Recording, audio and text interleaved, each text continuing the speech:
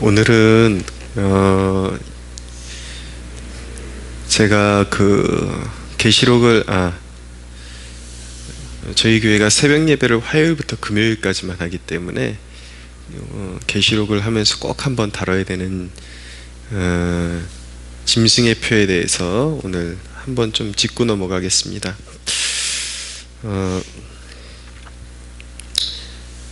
계시록 하면 666 짐승의 표, 이것이 압도적인 주제가 되어버렸죠. 근데 이것이 올바르고 건강하게 잘 해석되어져서 우리 삶에 적용된다면 문제될 것이 없는데, 이 대목에서 너무나도 이단들이 계속해서 파생되어 왔고 지금까지도 계속 등장하고 있고 또 등장의 조짐이 보이고 있기 때문에 그 주제에 대해서 집착하고 특별히 짐승의 표가 바로 베리칩이다 라고 말하는 사람들의 그 끝이 거의 극단적인 종말론자들로 막을 내리게 되어 있습니다. 지금까지 양상이 그렇게 되어 왔고요. 그래서 이것을 어떻게 하면 우리가 건강하게 인식하고 신앙에 유익을 주게 되는지를 조금 설명을 드리려고 하는 것입니다. 짐승의 표가 베리칩이다. 그리고 짐승의 표에 말세에 나타날 짐승의 표가 사람 몸에 심겨지는 어떤 그런 것이다. 칩이다. 그게 다양하게 변천사가 있거든요. 처음에는 바코드다, 크레딧 카드다. 그러다 그런 시대가 이제 이미 다 와버리니까 이제는 또 베리칩으로 바꿔버렸어요. 그렇게 얼굴을 계속 바꾸고 있는데 마치 우리 구원이 그 사람들의 특징은 그런 것을 받으면 지옥 간다. 그래서 오히려 그런 교회 안에 있는 성도들에게까지 문제는 무엇이냐면 그것이 그냥 단순히 어떤 전도적인 개념이 아니라 교회 안에 있는 구원받은 백성에게까지 온당치 않은 두려움을 준다라는 것입니다. 궁극적인 문제는 마치 구원이 어떤 물리적인 조건에 의해서 결정되는 것처럼 접근하는 것은 1차적으로 일단은 오류다. 그건 잘못된 것이다. 라는 것을 알아야 합니다. 계시록 13장 8절에 보면 죽임을 당한 어린 양의 생명책에 창세 이후로 이름이 기록되지 못하고 이 땅에 사는 자들은 다 그 짐승에게 경배하리라. 제가 몇 번 요 대목을 주의해서 보라고 여러분들에게 이미 말씀드린 적이 있습니다. 그러니까 짐승의 표가 부각되기 전에 구원받은 14만 4천의 이마에 이미 하나님의 인이 새겨져 있다라는 것을 보게 되는 것이죠. 그러니까 이 영적인 그런 견지에서 이미 하나님의 백성들에게는 하나님의 인이 이마에 쳐져 있고 그 외의 사람들, 땅에 사는 자들, 이미 이 짐승의 어떤 계략에 놀아나는 사람들에게 이 짐승의 표가 또한 상징적으로 쳐진다라는 것을 알게 되는 것이다. 그래서 13장의 그 이후에 짐승의 표에 대해서 거론이 된 다음에 14장 바로 그 짐승의 표 바로 다음 절은 또 사람들이 보지를 않아요. 이 대목에 집중하는 사람들은 13장 18절만 주의해서 보고 바로 14장 1절은 보지 않아요. 또 내가 보니 보라 어린 양이 시온산에 섰고 그와 함께 14만 4천이 서 있는데 그들의 이마에는 어린 양의 이름과 그 아버지의 이름을 쓴 것이 있더라. 분명히 여기에 보면은 이 14장에 그러니까 하나님이 치시는 이는 상징적이라는 것이라는 것을 이것은 세상에서 어떤 교회에서 시스템적으로 이마나 이런 데 주는 게 아니잖아요. 이거는 누구나 상식적으로 이해가 가면서 바로 그거랑 이렇게 인접되어 있는 짐승의 표는 그거는 물리적으로 주는 것이다 라고 말하는 것은 모순된 것이죠. 그리고 그것이 구원을 일단락짓는다라는 것은 더더욱 성경적인 원리와 맞지 않는다라는 것을 알게 되는 것입니다. 그래서 첫째로 일단 본질적인 접근부터 해서 짐승예표가 무엇인지 풀어보는 게 유익합니다. 자, 먼저 이 초대교회에는 게마트리아 계산법이라는 것이 존재했습니다. 그것이 무엇이냐면 어떤 사람의 이름을 히브리어로 음역해 가지고 히브리어 단어 하나에, 예를 들어서 우리나라의 기역, 니은, 디귿, 이런 철자에 그런 숫자가 매겨져 있거든요. 히브리어 그 철자에는. 그래서 그 히브리어 단어를 음역해서 그 히브리어 그 단어에 담겨 있는 숫자를 도출해 가지고 이제 당시에는 네로가 666이구나, 이것을 이제 알 수 있도록 했다는 그런 해설이 이렇게 지배적이라고 말씀드릴 수가 있습니다. 그래서 초대교회 성도들은 어떤 형태로든 이런 문화에 좀 익숙해져 있었기 때문에 이 사도 요한의 의도를 다 알아들었을 것이라는 것이 어떤 지배적인 해설 중에 하나입니다. 초대교회 시절에는 근데 단순히 네로에만 이렇게 국한되는 것이 아니라 이 초대교회가 당면했던 상황을 정황적으로 알고 또 계시록을 전체적인 보는 안목을 기르게 되면은 이 짐승의 표가 이런 성도들의 삶에, 그리고 이 세상의 그런 돌아가는 그런 어떤 통제 안에 그런 이런 영적 시스템이 이런 것이 존재하고 있었구나라는 것을 이제 알게 됩니다. 초대교회 시절에 보면은 어떤 문제가 얽혀 있었냐면 바로 황제 숭배와 그리고 이방 제사와 연결된 음란의 문제.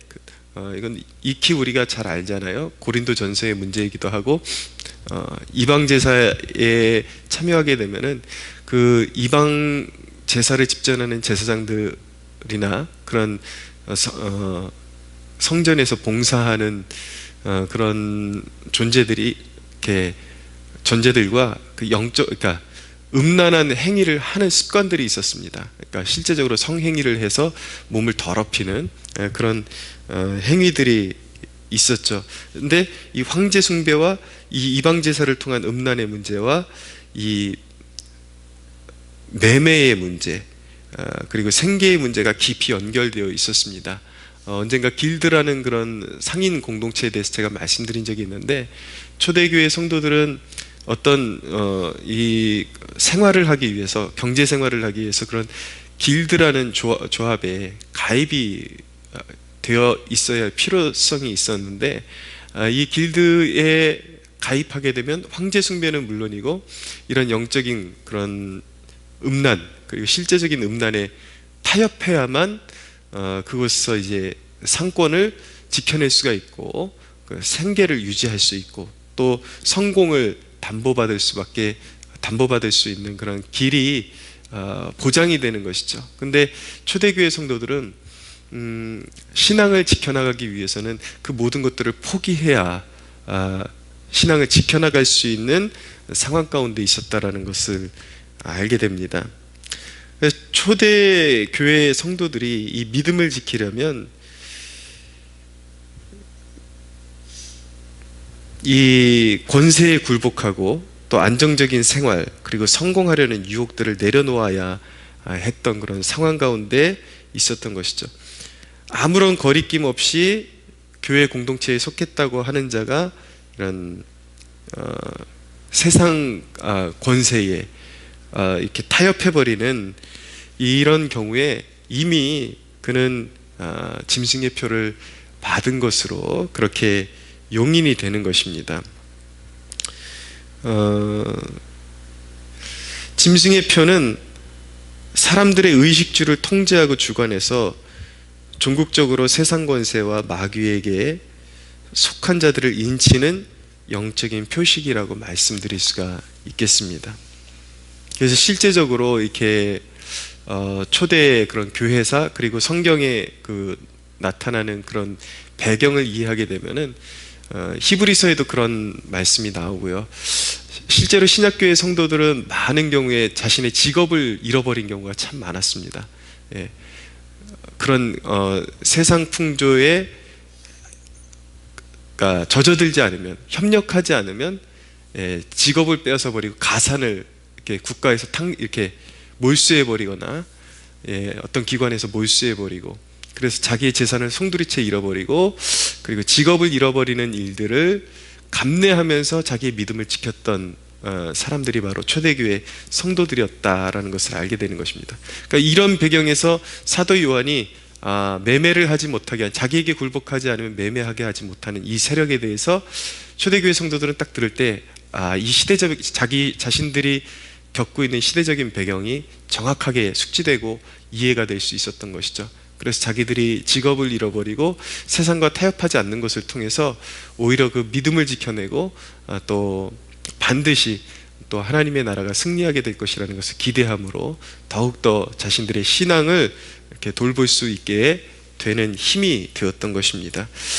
짐승의 표를 단순히 그냥 베리칩이라고 단정하면 생기는 문제가 무엇이냐면, 첫째는 구원론에 대해서 심각한 문제가 생겨버립니다. 자, 그러면 그런 질문을 할 수가 있겠죠. 그러면 하나님을 대적하는 그리고 어떤 인간을 비정상적으로 통제하는 그런 세상 시스템에 대해서 협력해도 된다라는 것이냐, 만약에 그런 날이 오면 진짜 그런 표를 심어도 된다라는 것이냐. 자, 그런 지금 말씀드리는 핵심은 그런 물리적인 어떤 통제나 시스템 문제 이전에 구원을 일단락 짓는 것이 중생이 아닌, 성령에 의해서 믿음에 의한 거듭남이 아닌 세상 시스템이 되어버린다라는 그 문제를 우리가 정확하게 인지하고 있어야 된다는 점을 강조하는 것입니다.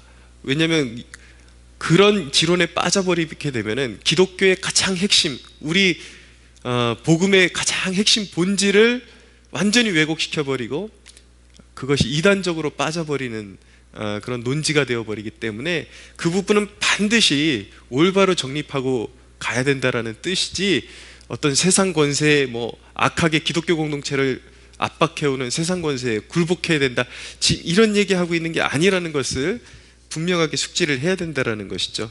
구원을 일단락 짓는 것은 몸에 심겨지는 어떤 부차적인 물리적인 조건이 아니라 성령에 의한 거듭남, 중생, 믿음에 의한 것들, 이런 것이라는 것을 우리가 분명하게 알고 있어야 이것에 올바로 접근할 수 있다라는 것을 말씀드리는 것입니다.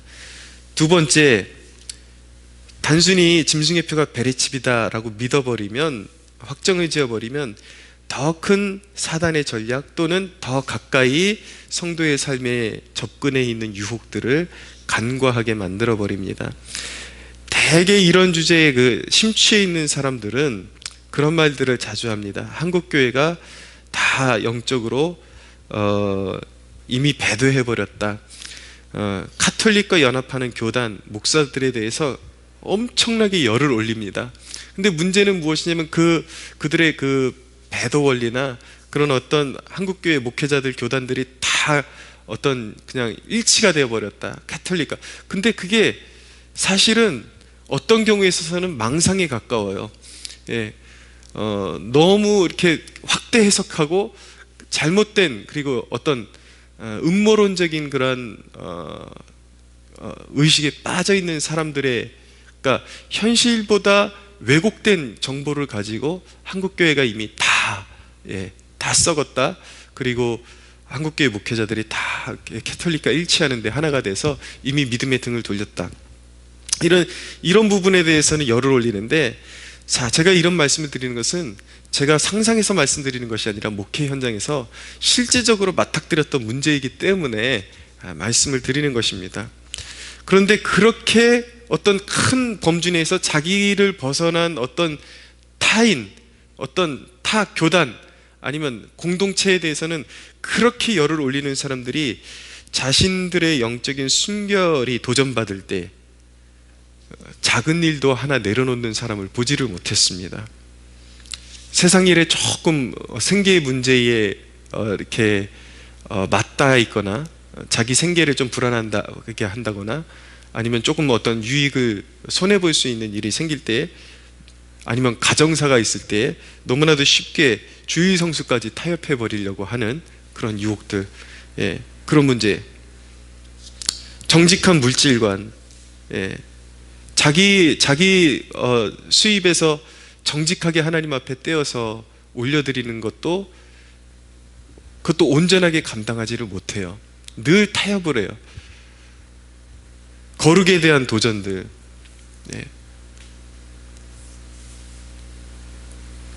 세상 사람들하고 똑같이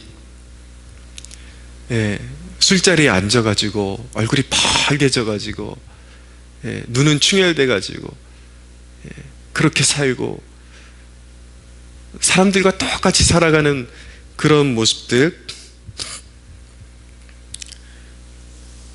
그런 것들에 대해서 지적을 하면 사람들은 아니 요즘 세대를 살아가면서 어떻게 사람들하고 어울리면서 직장 일을 하면서 어떻게 그런 것까지 내려놓으라고 하느냐, 불가능하다라는 식으로 그렇게 반응을 해요. 자신들은 생계에 얽혀있는 우상들을 작은 것 하나도 내려놓지를 못해요. 쉽게 타협해버리고 자기가 하는 것은 당연한 것이고, 큰 주제에 대해서는 타 교단, 아까 한국교회 교단, 목회자들은 다 믿음을 저버렸는데 자기 자신에게 주어지는 작은 거룩에 대한, 영적인 순결에 대한 도전도 내려놓지를 못해요. 제가 이 주제에 대해서 굉장히 심각하게 생각하고 늘 짚고 넘어가려고 하는 그 이유가, 남의 죄의 큰 바운더리에 드는 남의 죄에 대해서는 손가락질하고 그렇게 칼을 휘두르면서 자신들의 영적인 순결에 대해서는 그것이 짐승에게 굴복하는 죄라는 것은 알지 못합니까?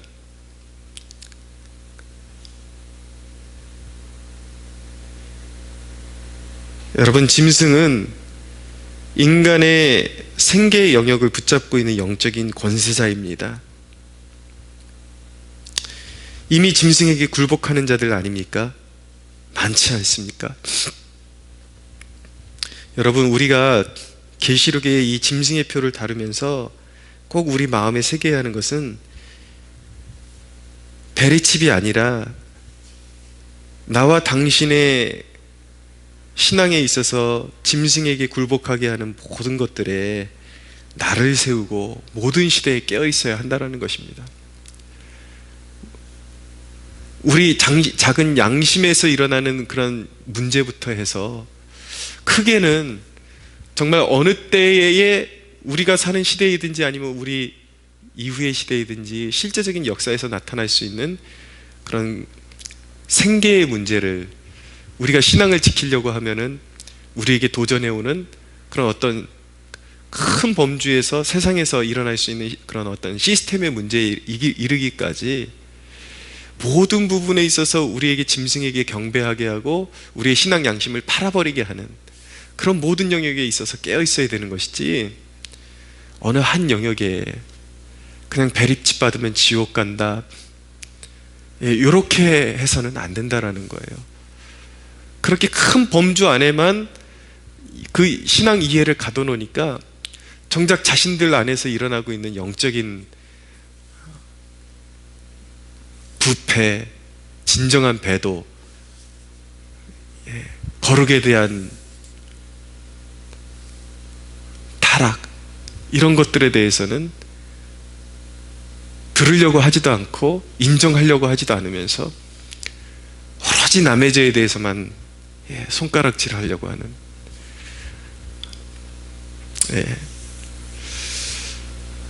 이거 아주 나쁜 것입니다. 이게 죄의 본질입니다. 이 마지막 시대에 꼭 깨어서 짐승에게 굴복하지 않고, 여러분들이 믿음의 사람이라면 여러분들에게 믿음을 인쳐주신 그 하나님께 합당한 삶으로 영광 올려드릴 수 있는 저와 여러분들이 되기를 축복합니다.